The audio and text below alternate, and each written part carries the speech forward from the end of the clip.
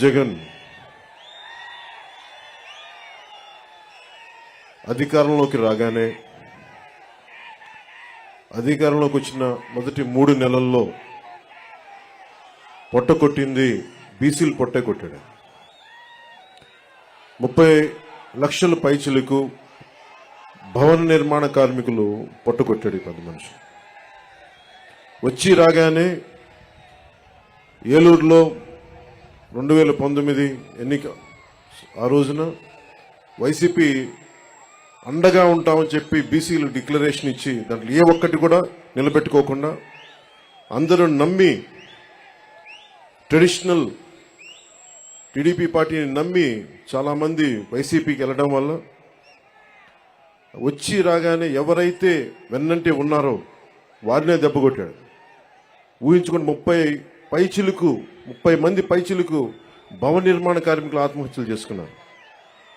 అందరికీ చెందాల్సిన ఇసుక ఒడ్డెరు కులాలు వీళ్ళందరికీ చెందాల్సినవి కాంట్రాక్టులు కానీ ఇసుక రీచ్లు కానీ క్వారీలు కానీ ఇవన్నీ ఒక కంపెనీ కట్టబెట్టేశారు. మన వైఎస్ జగన్ చేసిన దాంట్లో ముఖ్యంగా వైసీపీ ప్రతిపక్ష నేతగా ఉన్నప్పుడు బీసీల గర్జన పేరు మీద ఏలూరులో ప్రత్యేకమైన సభ నిర్వహించి చాలా హామీలు ఇచ్చారు. బీసీలకి ఏటా జగన్ చెప్పింది బీసీలకి ఏటా 15,000 కోట్ల రూపాయల చొప్పున కేటాయిస్తామని చెప్పారు. 5 ఏళ్లలో 75,000 కోట్ల రూపాయలు బీసీల సంక్షేమానికి కేటాయిస్తామని చెప్పారు. వాస్తవానికి 0. బీసీ కేటగిరీల్లో అన్ని కులాలకి 153 కులాలను గుర్తించమని బీసీ సంఘాలందరూ కోరుకుంటా ఉంటారు. దాన్నే కుదించి 139 కార్పొరేషన్లు పెడతామని చెప్పి దానిని 53 కార్పొరేషన్లు కుదించి 56 కార్పొరేషన్లు కుదించి వాటికి కుర్చీలు కూడా లేని పరిస్థితి. బడ్జెట్ 0. వైఎస్ఆర్ చేయూత పథకం కింద 45 ఏళ్లు నిండిన ప్రతి మహిళకి 75,000 అందిస్తామని చెప్పారు. బీసీ మహిళలకి పథకం అందుతున్న లబ్ధిదారుల్లో చాలా వరకు కోత పడతా ఉంది. శాశ్వత ప్రాతిపదికన బీసీ కమిషన్ ఏర్పాటు చేస్తామని చెప్పారు. ప్రత్యేక బీసీ కమిషన్ ఊసేలేదు. బడ్జెట్లో 3వ వంతు బీసీలకు కేటాయిస్తామని చెప్పారు. అది పూర్తిగా విస్మరించారు. ఇందాక బీసీ డిక్లరేషన్ చూస్తున్నప్పుడు బీసీ ప్రత్యేక రక్షణ చట్టం చూడగానే నాకు ఒకటే గుర్తొచ్చింది. వైసీపీ పాలన వచ్చినప్పటి నుంచి దాదాపు 23 నుంచి 26 వేల మంది బీసీల పైన కేసులు పెట్టారు. 300 మంది బీసీలని చంపేశారు.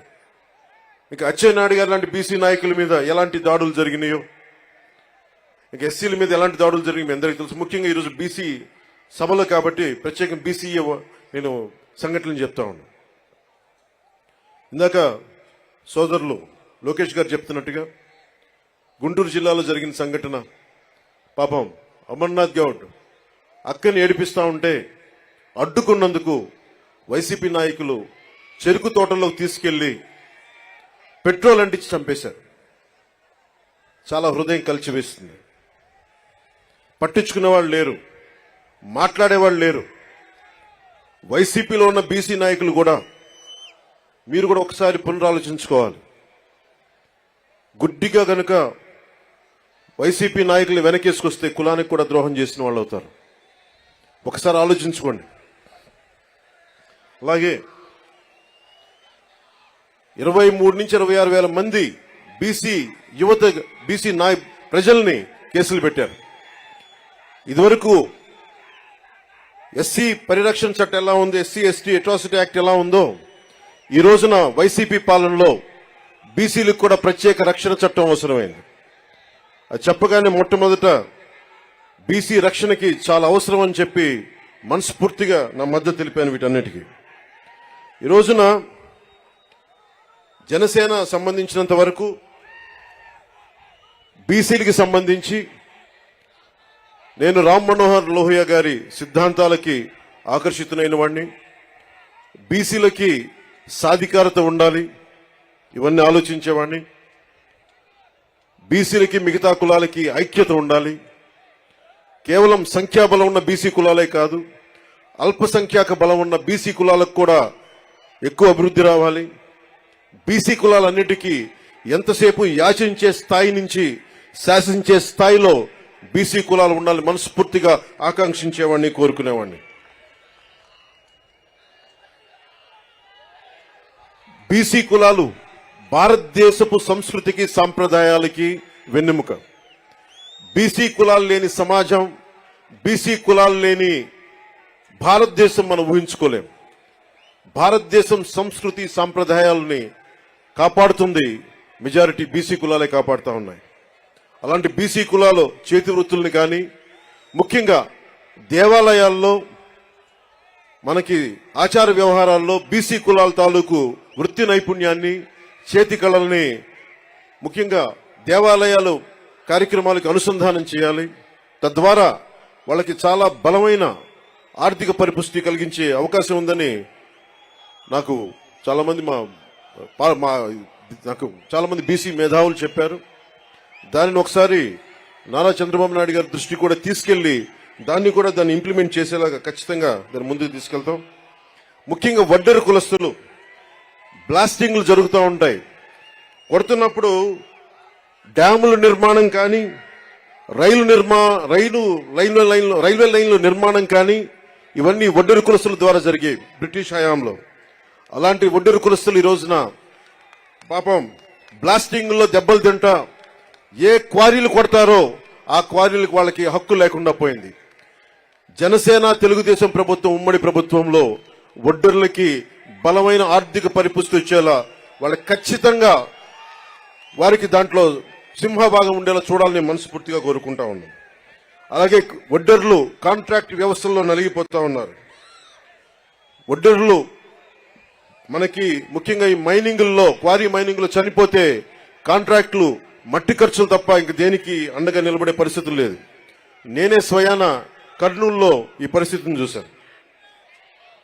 అలాగే యువతరం బీసీ యువతలో కుల వృత్తుల మీద ఆధారపడలేని పరిస్థితి ఉంది.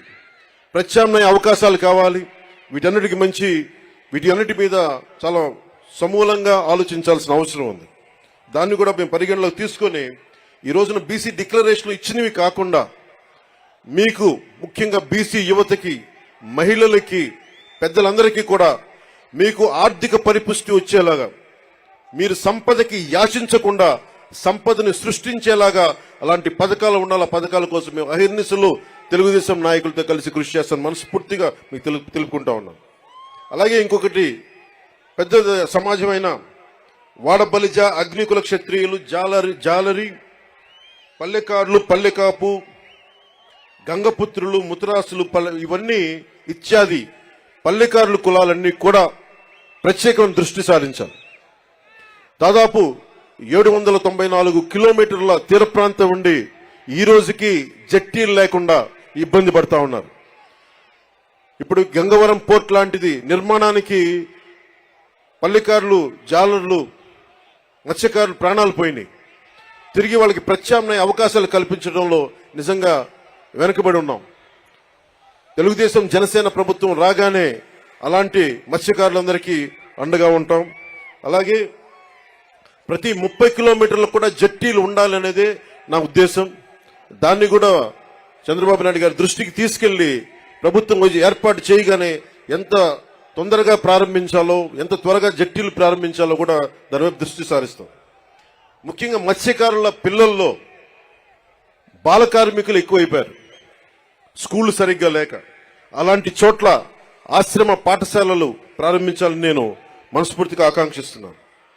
అలాగే మేము చేసింది, మా నాయకర్ గారు కానీ మేమందరం చేసింది, జగన్ వచ్చి రాగానే బీసీల దగ్గర డబ్బు ఉండకూడదు, పల్లెకారుల దగ్గర డబ్బు ఉండకూడదు, మత్స్యకారుల దగ్గర డబ్బు ఉండకూడదు అని చెప్పి జీవో 217 పట్టుకొస్తే ఆ రోజున మేము నర్సాపూర్లో నేనే స్వయంగా ఆ జీవో 217 2 ముక్కలుగా చించేశాం. ఏదైనా సరే ఒకటే మాట చెప్పి నేను ముగిస్తా ఉన్నాను. మీ అభివృద్ధికి, 153 కులాల సముదాయమైన బీసీ కులాలకి జనసేన అండగా ఉంటుంది. మీకు ఆర్థిక పరిపుష్టిని చేకూర్చేలా మీకు అండగా ఉంటాం. మీ మీద దాడులు జరిగితే మా ప్రాణాలు అడ్డేసి మరి మిమ్మల్ని కాపాడుకుంటాం. అలాగే అన్ని కులాలతో కూడా, ముఖ్యంగా మన బీసీ కులాల్లో కూడా ఐక్యత చాలా అవసరం. ఈ రోజున మనల్ని మనం ముందుకు తీసుకెళ్లాల్సిన పరిస్థితి ఉండి 153 కులాలంటే దాదాపు 53% పై శాతం జనాభా, 5 కోట్ల జనాభాలో అత్యధిక శాతం బీసీలే. అత్యధిక శాతం ఉండి ఈ రోజున మన ప్రాణరక్షణకి చట్టాలు కల్పించుకునే పరిస్థితిలో ఉన్నామంటే జగన్ గారి నుంచి అది జగన్ గొప్పతనం కాదు, మన అనైక్యత, మన బీసీ కులాల్లో ఉన్న అనైక్యత. మన ఐక్యతగా ఉంటే ఏ జగన్ కాదు, ఏ భూతం కూడా మనల్ని ఏమీ చేయలేదు. నేను అందుకనే ఇదే మంగళగిరిలో వైసీపీ వ్యతిరేక ఓటు చీలకూడదు అన్న మాట అన్నానంటే మన బీసీలు బాగుండటానికి కూడా దాని వెనుక మూల కారణం. మీ భవిష్యత్తు బాగుండాలి, అందరూ ఆనందంగా ఉండాలి. భవిష్యత్తులో మీకు జనసేన ఈ కూటమి తరపు నుంచి ఎప్పుడు మీకు అందుబాటులో ఉంటాం. ఎందుకంటే టీడీపీకి ఉన్న మంచి పేరే రామ్ మనోహర్ లోహియా గారి ఆలోచన ధోరణితోటి బీసీలకి అత్యధికంగా పీటు వేసిన పార్టీ. దాన్ని ఎవరు కాదనరు, విస్మరించలేరు. మనస్ఫూర్తిగా వెనకబడ్డ కులాలకి అండగా నిలబడినందుకు రామారావు గారిని ఒక్కసారి స్మరించుకుంటూ, మనస్ఫూర్తిగా మహానుభావుడు, నిజంగా అధికారం రాని కులాలకి అధికారాన్ని కల్పించిన వ్యక్తి. రామ్ మనోహర్ లోహియా గారి స్ఫూర్తిని 80s లో ఆయన ముందుకు తీసుకెళ్లారు. అలాగే ఈ రోజున మనందరిపైన ఉన్న ఇది బాధ్యత కూడా ఇంకా చాలా కులాలు ఉండిపోయినాయి దూరంగా.